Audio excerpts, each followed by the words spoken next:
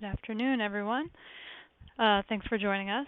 This is Jenny Koch. I'm a Senior Associate and Planner with RHI, Roadside Harwell.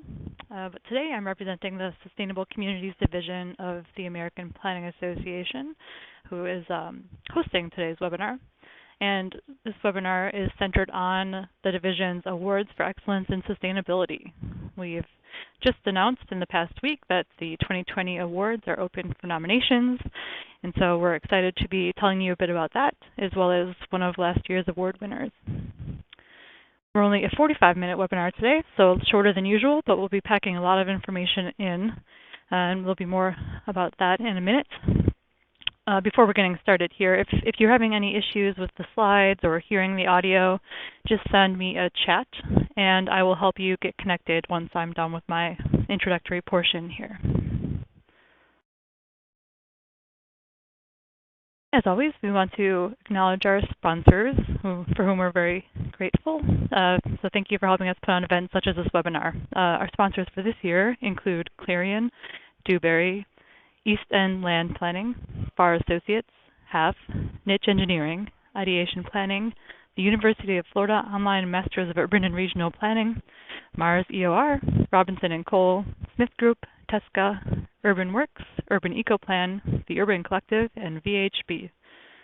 Great group of sponsors, and again, we're very grateful to all of them. And to our division members whose contributions to the division also support our work and allow us to do events like this one. If you're interested to learn more about the division or want to share ideas for webinars or activities or anything really, here's our contact information. Feel free to reach out. You can find more information about all of our activities on the website that's listed here. On the website, you'll also be able to find a recording of today's webinar along with slides from the webinar. So no need to take notes as we're going along. It'll all be available to you.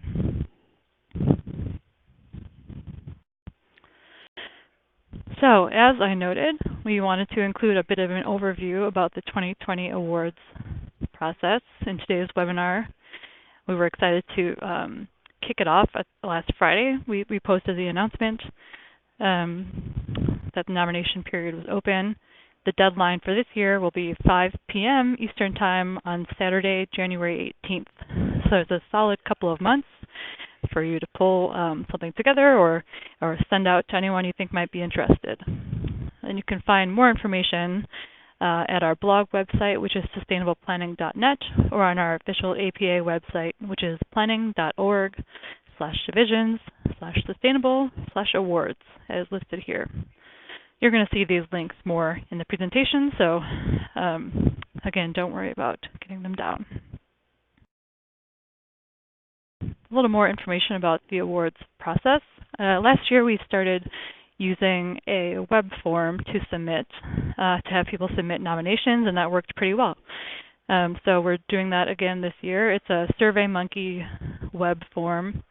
It does need to be completed in one sitting once you're ready to go, instead of, you can't save it and come back.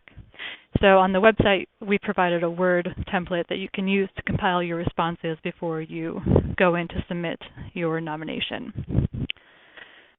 We've also revised the awards categories this year, so I'll go over that in 1 second. And we've provided in the packet a clarified scoring structure, which I will provide more information about. This year there are 9 categories, including all of them you see here. The first 3 are highlighted because they've been changed or added. So community plan and municipal, state, or regional plan are adapted from 2 categories we had last year. They've sort of allowed for a bigger separation in the scale of projects, as explained in the packet. But community plan, we're looking for those that are sort of at a neighborhood or small area plan scale. With the municipal, state, or regional plan, we're looking for those at those scales, larger scales, the city level or regional state. We also added this year an energy plan or project category, which we are excited about. And again, you can find more information describing that category in the packet.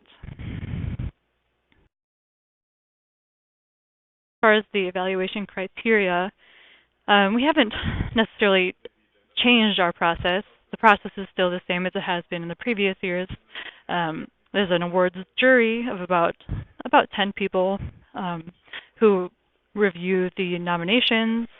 Each eligible nomination is reviewed by at least 3 award jurors, and they use a matrix to determine a score for how each nomination addresses the criteria.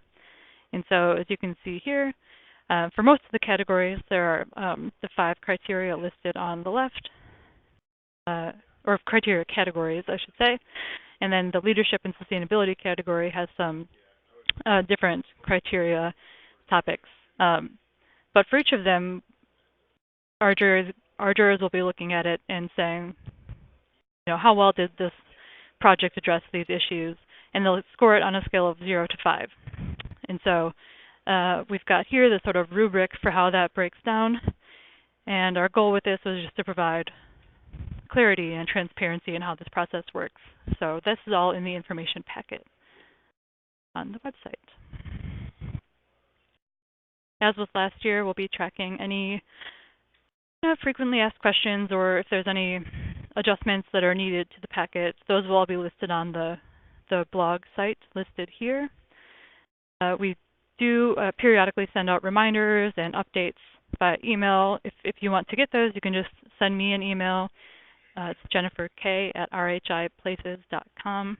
My email is also on the last slide today, so you can see it again. And just tell me that you'd like to receive awards updates. If you go to the link on this slide and you go down to the bottom, there's also a form by which you can sign up for that list. Also on the website is sort of a final note. There is a flyer, one-page flyer that you can use if maybe you're not interested in submitting for yourself or your organization this year, but if you know of a great project or a great leader or whatnot that you think should think about submitting, please send along the flyer or other information. We'd love all of your help in getting the word out. You're almost done hearing from me. That is sort of the end of our overview of this year's awards. I'm happy to answer questions about them, so feel free to submit them. But I wanted to go ahead and introduce our other speakers for today. We have today 2 representatives from the 2018 Cleveland Climate Action Plan team. And this plan was the 2019 winner in the Community Sustainability or Resilience Plan category. And so we have 2 speakers today to speak with you about their project. I'll introduce them briefly. Matt Gray currently serves as Chief of Sustainability for the City of Cleveland, Ohio. Working on all things urban sustainability, Matt leads the Sustainable Cleveland Initiative. He is responsible for advising the city on policies related to sustainability and leading development and implementation of the Cleveland Climate Action Plan. This position follows completion of a U.S. Fulbright Fellowship in Mauritius, where Matt researched climate change impacts and governance. Nick Rajkovich is an assistant professor of architecture at the University of Buffalo. His research investigates the intersection of energy efficiency, renewable energy, and adaptation to climate change in buildings and communities. Prior to earning a PhD in urban and regional planning from the University of Michigan, Nick was a senior program engineer at the Pacific Gas and Electric Company Customer Energy Efficiency Department, where he was responsible for coordinating a new zero net energy pilot program. So we're excited to have them with us today. We will have a Q&A at the end of the session, so please feel free to submit questions as we go.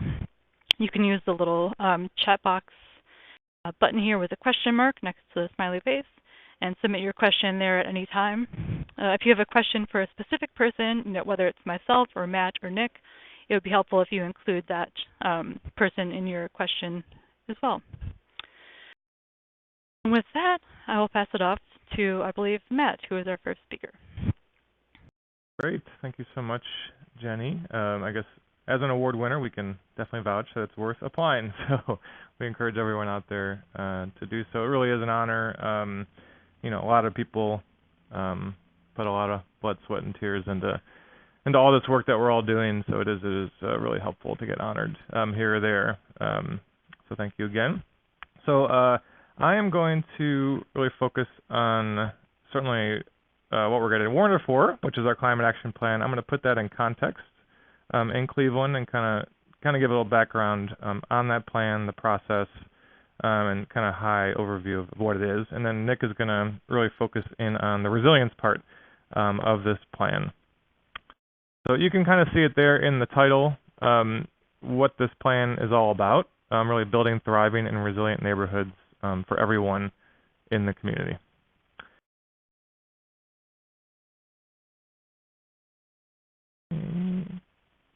So I would be remiss if I didn't start any Cleveland sustainability or climate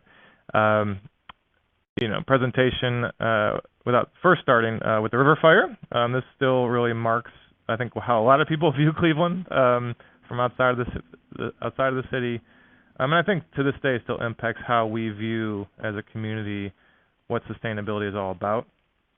So, June 22nd, 1969, this was the last time our river caught on fire. In fact, it had caught on fire off and on 13 different times over 101 years. So the first fire was in 1868, hard to believe, only 30 years after Alexis de Tocqueville, the famous world explorer, traveled the Great Lakes, traveled Lake Erie, and called it really essentially the most pristine, beautiful place he had ever seen in his life. So only 30 years later, our river was on fire. So, change can happen very quickly. It's almost hard to imagine today. But now, since 1969, since Mayor Carl Stokes, you see him there in the two pictures on the right, since he really made this an issue at the time, the day after the fire, which wasn't a big deal really in Cleveland at the time. It was on page 8 of our local paper. Again, this was business as usual. He made it a big deal. He went down to the river the next day, brought the media, said this is unacceptable, not only for environmental reasons, but really for social justice reasons as well. He was way ahead of his time as the first African-American mayor in this country to connect, again, environmental to social issues, what we would maybe call environmental justice today. So that work, along with his brother Louis Stokes, who was a congressman, and many others in this country, building off, a whole decade of advocacy, the next year led to the creation of the U.S. EPA. 2 years later, the Clean Water Act, and now we look 50 years later at our river, and it's, what it is today and how clean it is was unimaginable back then. So it kind of does give us hope on a lot of these fronts that, with good advocacy, good leadership, and good policy, we can make big changes pretty quickly in this world. A part of this, again, in terms of the Cleveland narrative and maybe our mythology, is we were connecting this event essentially to our big community-wide sustainability initiative called Sustainable Cleveland 2019. It was actually culminated this year, 10-year initiative, started in 2009 by Mayor Jackson.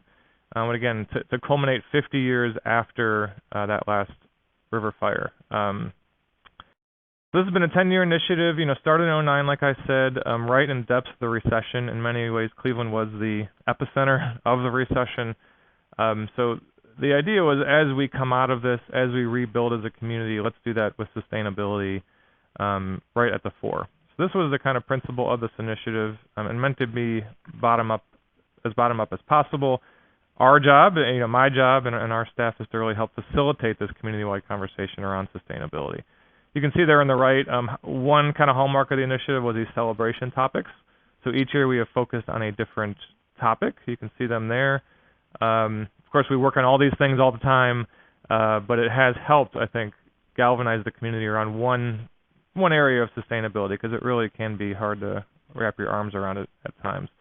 And I just want to highlight, the last 2 years have been focusing on neighborhoods and people, because for the mayor this was critical. At the end of the day, what are we doing all this work for?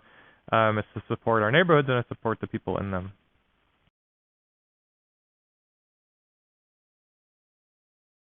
Just one more thing to share on this before I kind of go into the climate work is just the approach, a real multi-sector approach. We have annual summits every year. We just had our 11th annual. We bring together about 600 people throughout the community in Cleveland, but also a lot of the inner ring suburbs, and we often get visitors from around the country.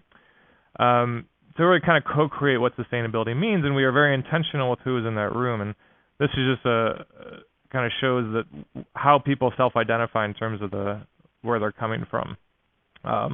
So the idea is really to get all these different voices in a room, get people talking together who wouldn't normally talk to each other, and come up with sustainable solutions together. Moving into the climate piece, I'm sure everyone's aware, we are now the only country in the world who is not signatory to the Paris Climate Agreement, or at least working our way out of that. But when that happened in 2017, mayors across the country, over 400 now, have basically said we are still in. We know this is a crisis and we need to act, and we need to act swiftly. So our mayor is one of those 400 plus who have joined Climate Mayors. And then, of course, this is part of a larger international movement. There's now about 7,500 cities globally who have formally committed to taking really strong action on climate and energy.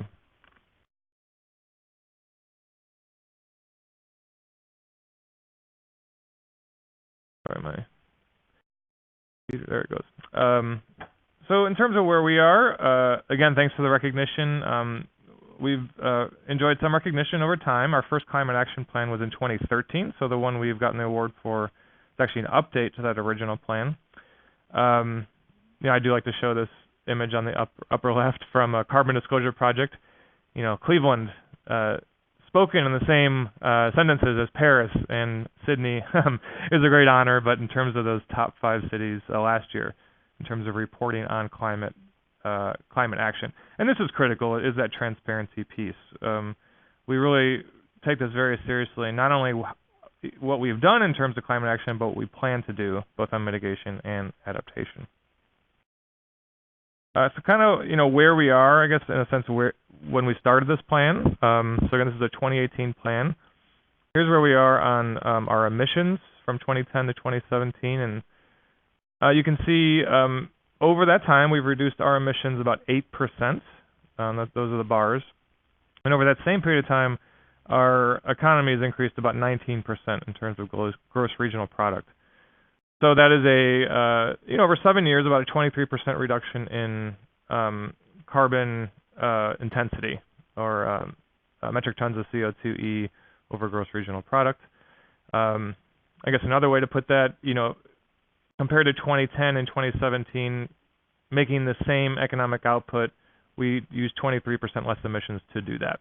And you can see the breakdown by sector. Of course, we need to move faster. We have a goal, like many cities, 80% reduction by 2050. You can see if we're a little off that pace of getting there, if it's kind of a linear approach. So we're doing a lot, I think, but we need to do a lot more. I think that's, again, true with almost every city out there. So as we look to updating the plan, we wanted to really have a big tent approach. And so all these logos, and actually, honestly, more than this, are organizations that participated in our climate action plan update, about 90 organizations.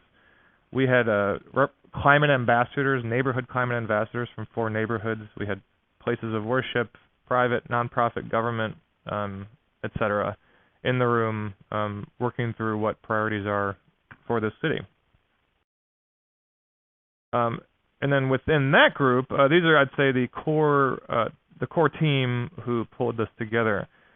So certainly the city, but the other community partners are Cleveland Neighborhood Progress and Resilient Cleveland initiative out of that. They had received a Kresge Foundation grant through the Climate Resilience and Urban Opportunity initiative, and working in those 4 neighborhoods that has the climate ambassadors. So they were a big partner.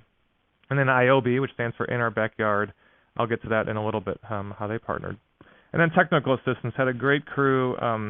The Racial Equity Institute, they provided racial equity training.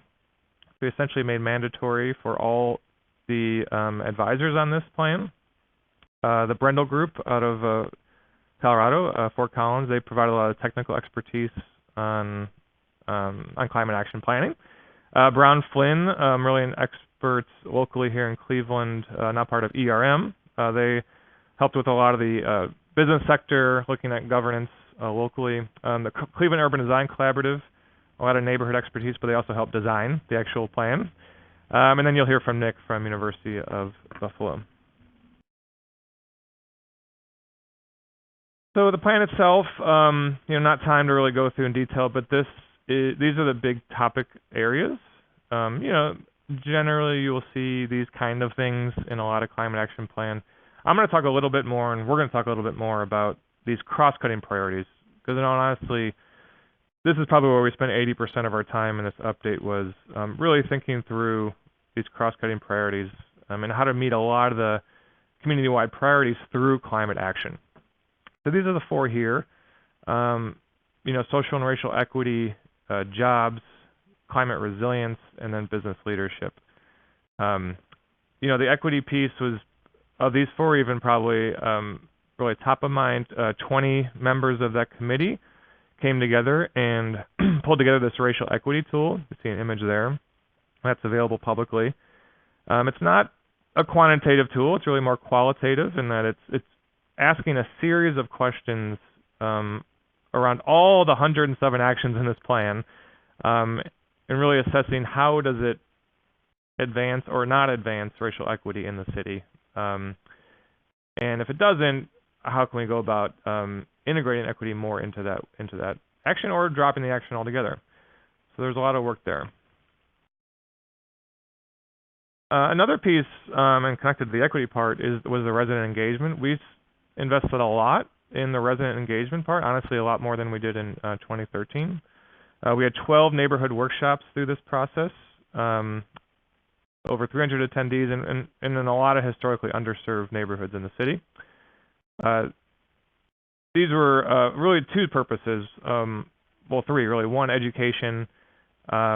Two is to get input on the plan, but also, thirdly, and maybe this is the most innovative part of that, is to support residents in projects in their neighborhood.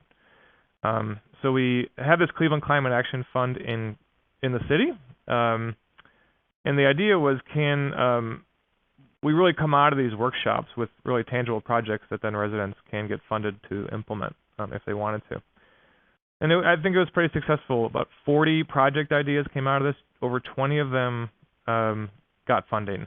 You could just see a few examples down there. There's a food pantry in Cleveland, serves a lot of residents in the city. They wanted to get an electrical upgrade, wiring upgrade, and they wanted to go solar. So that was a great project through this fund. There was a max of $5,000 out of the fund. Open Streets Cleveland is another example. The idea is closing down a street for 4 hours out of a day, opening it up to healthier forms of transportation. And then these tons of cool projects. This mothership connection, again, one we would have never thought of. The idea was there's this real leaders in the community who are supporting pregnant women, supporting doulas, et cetera, in reducing infant mortality in the city, which is a major problem. So they came and looked for some funding. So then we sort of, and really what they were looking for is transportation. So we kind of provided some money, but also connected them with more efficient vehicles to use through that project. So just a few examples here. IOB I talked about, we use them as, essentially the fund was used as a match. So the idea was project leaders would go out and raise money through IOB, which is a crowdfunding platform, and then the fund would match, or even more than match, those projects. And then just this next slide kind of gets at the larger Cleveland Climate Action Fund. You can see the URL there, clevelandclimateaction.org. We actually now over 100 projects funded throughout the community, really these resident-led neighborhood-based projects. And my last slide before handing over to Nick, again, a lot of this work in this plan, you can read the plan online, but a lot of the work was really in these appendices. This was a lot of the new stuff for us. You can see that there. These are all available from our inventory, Appendix A, the Climate Action Implementation Plan. So each of those 107 actions, we have an owner, we have key stakeholders, and we have next steps to implement them. The racial equity tool I talked about. Nick will speak to the vulnerability assessment. This corporate environmental and social governance analysis. This is a look at all the publicly traded companies in Northeast Ohio and what they are or are not doing on environmental and social governance. So Brown Flynn helped pull this together to inform, how the business business sector has been leading, but what they can do in the future. And then finally, jobs. This is really our first time really proactively connecting all this work to workforce. So we were able to pull together a kind of green jobs analysis of where green jobs currently are, but also where potential is in the future. That is a summary, and I will now hand it over to Nick. Thanks, Matt. So what I'm going to be talking about this afternoon for a couple of minutes here is about the social and climate vulnerability assessment. As Matt mentioned a minute ago, this was something that was one of the appendices to the overall climate action plan, but it is also something that kind of guided our work in Cleveland around climate resilience, especially as it relates to the Kresge grant that Matt had mentioned earlier. The process that we took for this really follows kind of typical adaptation assessments. We looked first to try to understand what the climate impacts were in Cleveland. We then tried to inventory the vulnerabilities and opportunities. And to do that, we actually used a template that was developed in Ann Arbor, Michigan, as a collaborative and something that was supported by the Urban Sustainability Directors Network to dive into it in greater detail in Cleveland. We then proceeded into doing a socioeconomic vulnerability analysis to begin to prioritize which of the vulnerabilities we wanted to address. We also looked at land use and land cover in the city to identify places where we might begin to try to do the work. And once we had that information, we tried to stack those priorities and evaluate how to move forward on that. There are still definitely some steps to go with the process, and certainly adaptation is something that is a process of continuous improvement. So we're still looking at ways to link the strategies to capital, to have more formal adaptation plans within some of the different organizations, and then certainly to continue that monitoring and assessment process. Some of the things that Cleveland is facing and that Matt alluded to in his presentation, Cleveland is really expected to see a lot more extreme heat days in the near future. Already, the air temperature in Cleveland has had a measured at the airport increase of 2.4 degrees Fahrenheit since the 1950s. This is about 3 times the national average. Some of the hypotheses about why this is happening is really dramatic changes in land cover, but also changes in the ecology of Lake Erie. We're also seeing things associated with those extreme heat days like decreasing air quality, increased number of ozone action days in Cuyahoga County and the areas surrounding Cleveland as well. Going with those warmer temperatures, we've had really also increases in the annual precipitation. So we've seen that go up by almost 25% since the 1950s. What's notable, especially this time of year, is most of that is changes in the fall in winter precipitation. So we're seeing a lot heavier lake effect rain and lake effect snow. And those heavy precipitation events, defined as things where we have more than 1.25 inches a day, are projected to increase anywhere from 1/3 to 3/4 by the 2050s. So it isn't something that really is a long way off as we're planning for infrastructure now. That infrastructure certainly will see those changes during its lifetime. In terms of the vulnerability assessment, which was in that cycle that I had mentioned earlier, Cleveland has a significant non-white population, high rates of poverty. We have a lot of the population is actually below the age of 5 or over the age of 65, which certainly is important in terms of certain climate hazards like extreme heat.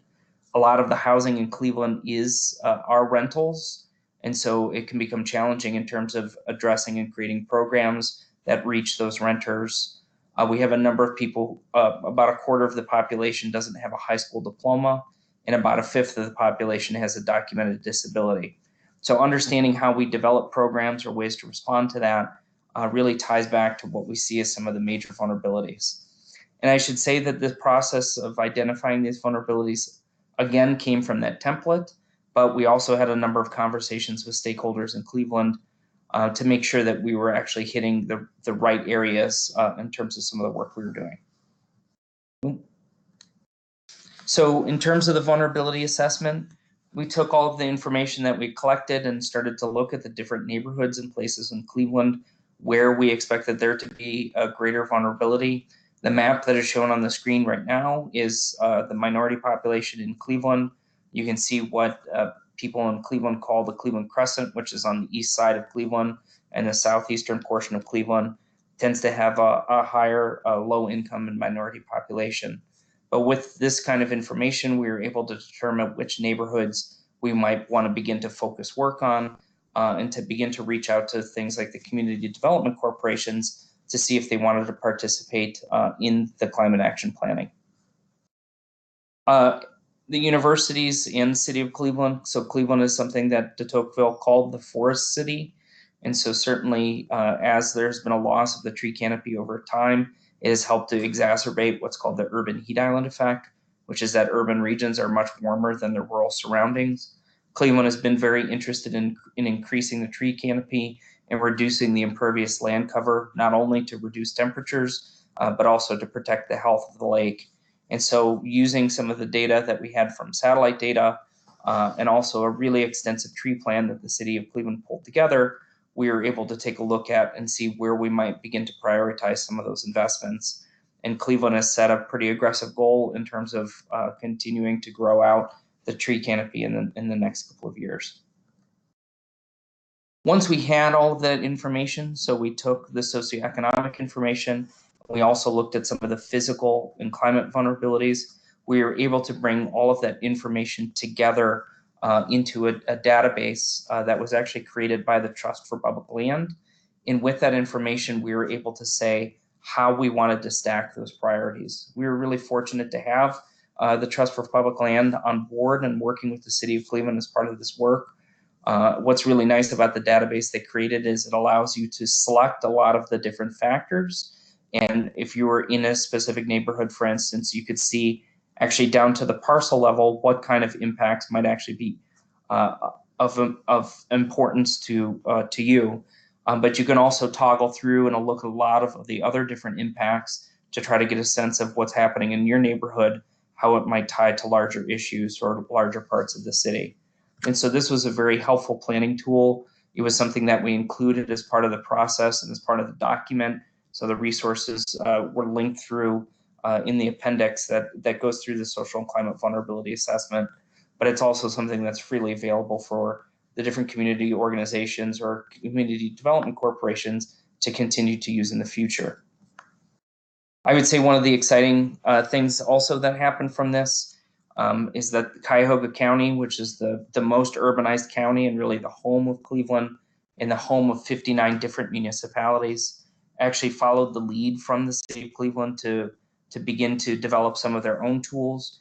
The challenge they have is something that's a little bit different with the city because they're trying to get all of the different municipalities on board. But they were very excited about the way that the city took on the social and climate vulnerability analysis and actually build out their own tools so that the different municipalities across the entire county could begin to do this own work on their own.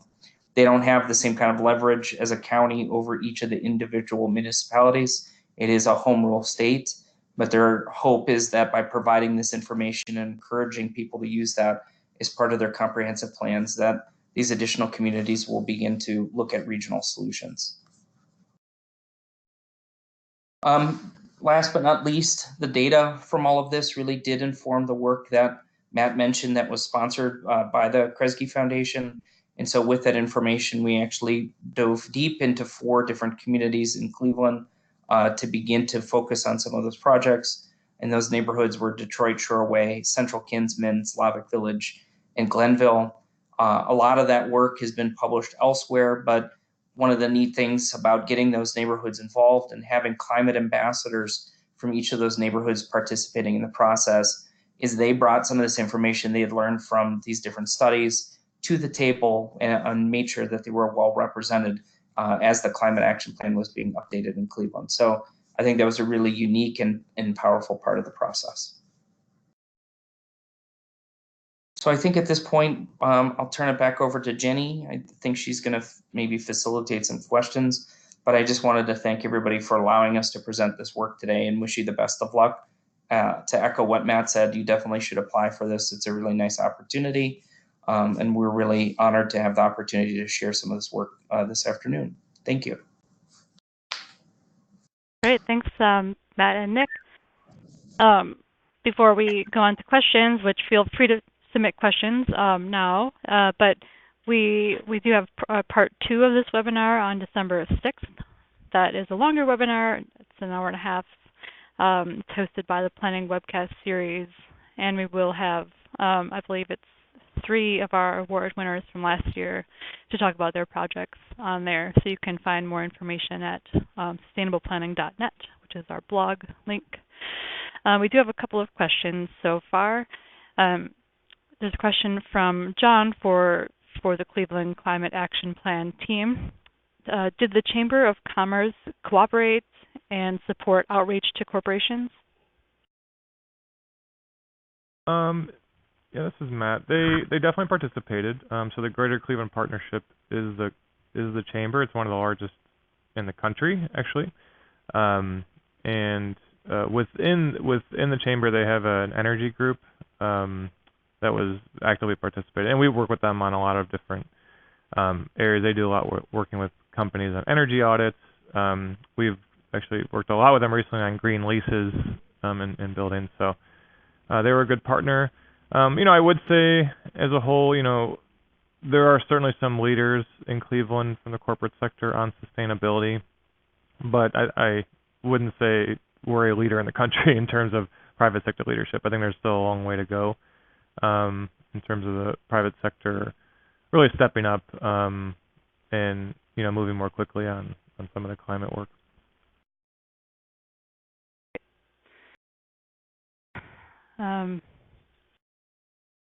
We've got a question about the awards that I'll answer. While I'm doing that, if you have any other questions for Matt or Nick, please feel free to send them. Ron asked if, in regards to the awards, if a project is 6,000 plus acres, comprehensive master plan set of communities that features nearly all of the submittal categories, how should we apply for sort of a master planned set of communities like that? I think there's 9 award categories, and several of them it sounds like would be applicable, but the urban design plan or development project category might be a good one, or community plan category. But we only allow each nomination to be submitted in one category per year, but the jury does have the flexibility to sort of move things around. So even if you submit an award nomination in one category, if it seems like it would be perhaps best suited to receive an award in a different category, the jury will be able to shift that around. So if you have other questions, please feel free to follow up with me by email on that. And anyone else who has similar questions about eligibility or questions about the awards, please feel free to reach out to me at jenniferk@rhiplaces.com. Let's see. With that, I think that is all the questions we had so far. So I will just remind you all that we will have a recording of this webinar on sustainableplanning.net within the next day or so. If you go there, you can also find all the awards information. And that's all. So thanks for being on here. Thanks again to Matt and Nick for speaking to us today. Great. Thank you, Jenny.